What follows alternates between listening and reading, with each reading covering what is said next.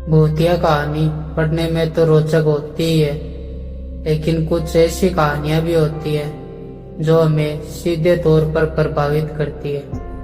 ऐसी ही कहानी है अमावस्या। दरअसल अमावस्या की काली रात अच्छाई और बुराई दोनों के लिए एक अवसर होती है, जिसमें कई लोग साधना करके अपनी इच्छा अनुरूप शक्तियां प्राप्त करते हैं। ऐसे ही एक भयानक अमावस्या की रात एक औरत घने जंगल के बीच घोर साधना में लगी हुई थी। जंगल के चारों तरफ भेड़ियों के चिल्लाने की आवाज आ रही थी, लेकिन बिना किसी से घबराए यह औरत अकेले मंत्रों के जाप के साथ आग जलाकर अपनी साधना कर रही थी। जैसे जैसे समय बीतता जाता है, औरत उग्र होती जाती है। वह अपनी जगह से ऊपर उठने लगती है। उसके सामने की आग उसके साथ ही ऊपर उठती जा रही थी और देखते देखते आग की लपटें आसमान को छूने लगती है और वह औरत जमीन पर नीचे गिर जाती है और कुछ ही पलों में उठकर खड़ी हो जाती है। अमावस्या की काली रात के प्रभाव की वजह से उसने रूहानी शक्तियां प्राप्त कर ली थी और अब वह तैयार थी अपना प्रतिशोध लेने के लिए। दरअसल ममता 6 माह पहले शादी करके गांव से शहर आई थी। वह अपने पति के साथ एक किराए के मकान में रहती थी। ममता घरेलू महिला थी। वह ज्यादातर समय घर के कामों में लगी रहती थी। ममता के पति बैंक में एक क्लर्क थे। उनका नाम सुरेश था और सुरेश के बॉस उसे उसके काम की वजह से बहुत पसंद करते थे। सुरेश एक अच्छा कर्मचारी था। वह पूरी जिम्मेदारी से अपने साथ साथ अपने सहकर्मियों का भी काम करवा दिया करता था। उसका स्वभाव बहुत ही संकोची था, इसलिए वह किसी को मना करने में हिचकिचाता नहीं था।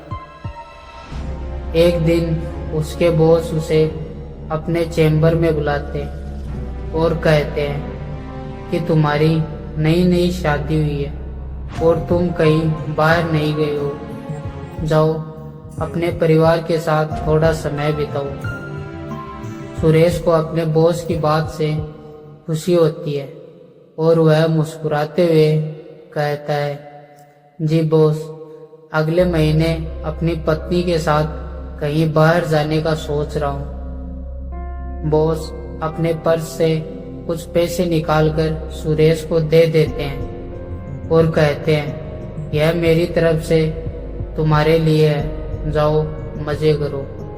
सुरेश पैसे लेकर घर आ जाता है। घर में ममता उसके लिए खाने की तैयारी कर रही होती है। सुरेश ममता को बताता है कि बॉस ने बाहर घूमने की इजाज़त दे दी है, हम अगले हफ्ते ही चलते हैं। दोनों बाहर जाने के लिए काफ़ी उत्साहित होते हैं। सुरेश के मोबाइल में अचानक बॉस का फ़ोन आता है और वह कहते हैं, मैंने तुम्हारे घूमने के लिए एक कार बुक की है जो तुम्हें अच्छे से सारी जगह घुमाएगी। सुरेश अपने बॉस को धन्यवाद देता है और कहता है, बॉस आप क्यों परेशान हो रहे हो, हम खुद ट्रेन से चले जाते हैं। लेकिन बॉस की जिद करने पर सुरेश उनका ऑफर मान लेता है। ममता सुरेश से कहती है कि हमें कुछ सामान लेना होगा, चलो आज बाजार चलते हैं। अगले 2 दिनों में हमें निकलना है, इसलिए सुरेश बाजार जाने को तैयार हो जाता है। सुरेश और ममता बाजार जाकर अपने पसंद के कपड़े और कुछ खाने पीने की वस्तुएं खरीदते हैं। वह अपने सफर के लिए तैयार हो जाते हैं। बॉस की भेजी हुई कार दरवाजे पर आकर सामने समय से खड़ी हो जाती है। सुरेश कार की डिक्की में सारा सामान जमाता है और दोनों कार में बैठकर निकल पड़ते हैं अपने रोमांचक लम्हों की ओर। खूबसूरत वादियों का मजा लेते हुए सुरेश और ममता गाने गुनगुना रहे थे। ड्राइवर गाड़ी चला रहा था। अचानक ड्राइवर गाड़ी का दरवाजा खोलकर बाहर कूद जाता है और गाड़ी का संतुलन बिगड़ जाता है, जिससे गाड़ी पहाड़ी से नीचे जंगली रास्ते की तरफ मुड़ जाती है और तेजी से जाकर एक पेड़ से टकरा जाती है।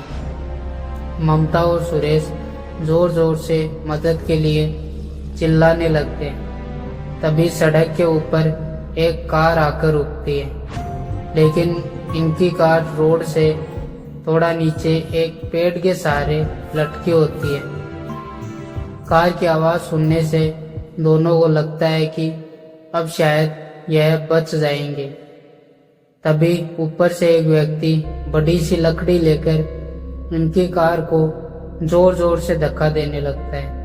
ममता और सुरेश को कुछ समझ नहीं आता कि यह इन्हें बचाना चाहता है या मारना।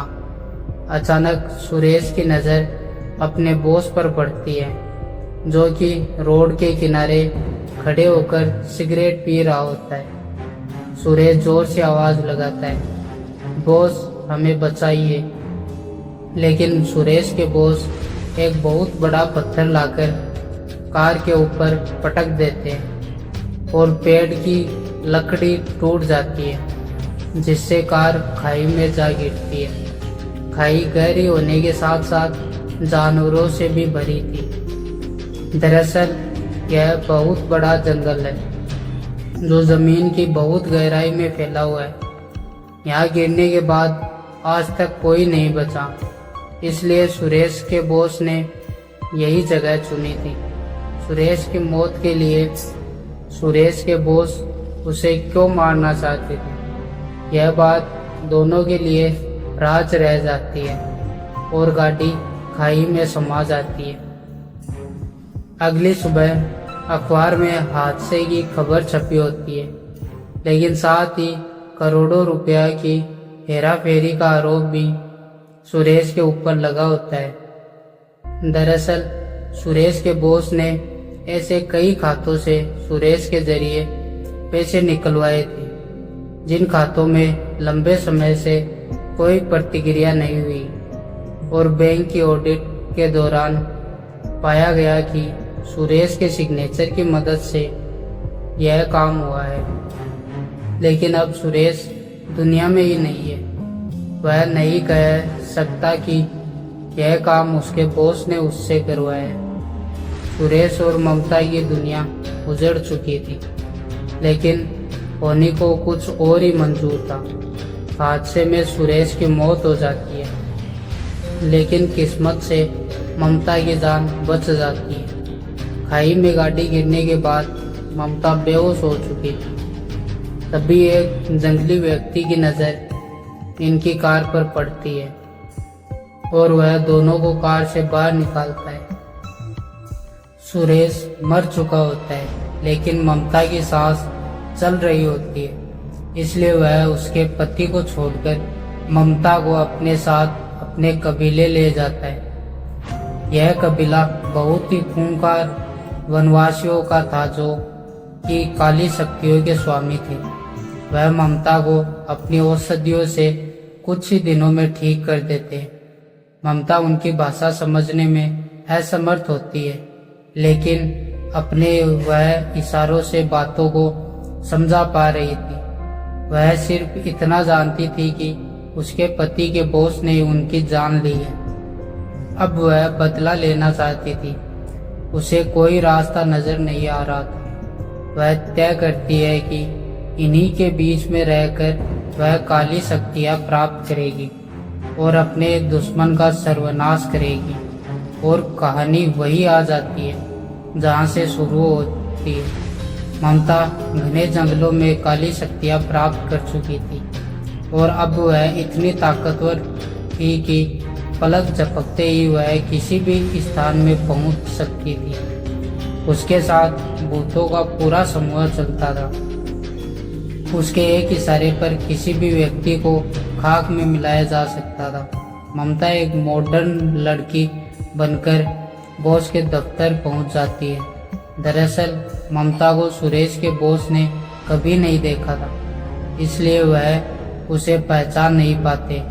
लेकिन अब वह कोई साधारण लड़की नहीं थी, बल्कि काली शक्तियों की महारानी थी। उसे काली शक्तियों की वजह से पता चल चुका था कि आखिर बॉस ने उसके पति को क्यों मारा। वह अपने पति को निर्दोष साबित करना चाहती थी और असली गुनहगार को सजा देना। ममता ने काली शक्तियों के प्रभाव से एक आकर्षित रूप धारण किया था, जिसे देखते ही सुरेश के बॉस मोहित हो जाते हैं। ममता बॉस से झूठ कहती है कि मेरे पिता के खाते में करोड़ों रुपए हैं, लेकिन वह खाता किसी और का होता है जो इस दुनिया से जा चुका था, और उसके बेटे भी उस खाते के बारे में नहीं जानते। लेकिन ममता को अपनी काली शक्तियों से उस खाते की जानकारी मिल जाती है, इसलिए वह उदाहरण की तरह उसी बैंक खाते का इस्तेमाल करती है। बॉस खाते का बैलेंस देखकर दंग रह जाते हैं। उन्हें लगता है कि अब लंबा हाथ मारने का मौका मिला है। तभी बॉस कहते हैं, जी मैडम, यह तो बहुत आसान है, लेकिन इसके लिए 50% मुझे चाहिए। ममता तुरंत हाँ कर देती है। तभी वह अपने एक क्लर्क को बुलाते हैं और कहते हैं कि जाओ मैडम के खाते से पैसे निकालने की प्रक्रिया पूरी करो। क्लर्क बैंक में नया था, उसे बॉस की काली करतूत नहीं पता कि बॉस कैसे निर्देश कर्मचारियों को गैर कानूनी तरीके से पैसे कमाने के लिए इस्तेमाल करके उन्हें जुर्म में फंसाता है। क्लर्क बाहर चला जाता है। इसी दौरान सारी बातें ममता रिकॉर्ड कर लेती है, ताकि उसे मारने से पहले अपने पति को निर्दोष साबित करने के सबूत हासिल कर ले।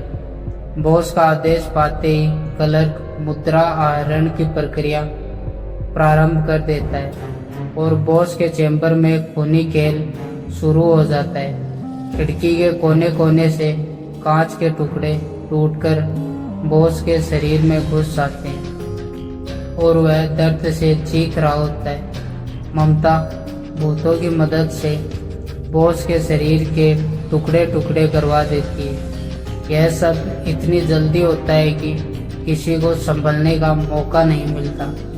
बैंक में उपस्थित लोगों में अफरा तफरी मच जाती है। बॉस के चैम्बर को खून से लाल देख सभी डर से कांपने लगते हैं। ममता ने अपना बदला ले लिया था। ममता चैम्बर से बाहर आकर अपने आप को पुलिस के हवाले कर देती है। ममता इतनी शक्तिशाली ताकतों की मालिक थी, अगर वह चाहे तो उसे कोई हाथ भी नहीं लगा सकता था। लेकिन वह अपने पति को निर्दोष साबित करने के लिए आत्मसमर्पण कर देती है और सुरेश का केस दोबारा शुरू किया जाता है और कुछ ही महीनों में सुरेश निर्दोष साबित हो जाता है और पाया जाता है कि सुरेश के बॉस ने ये सारे अपराध किए थे और लंबे समय से वह ऐसी गतिविधियां करता चला आ रहा था। उसको कानूनी मापदंडों के अनुसार अपराधी माना जाता है, लेकिन अब वह इस दुनिया में नहीं था, इसलिए उसे दोबारा सजा नहीं दी जा सकती थी।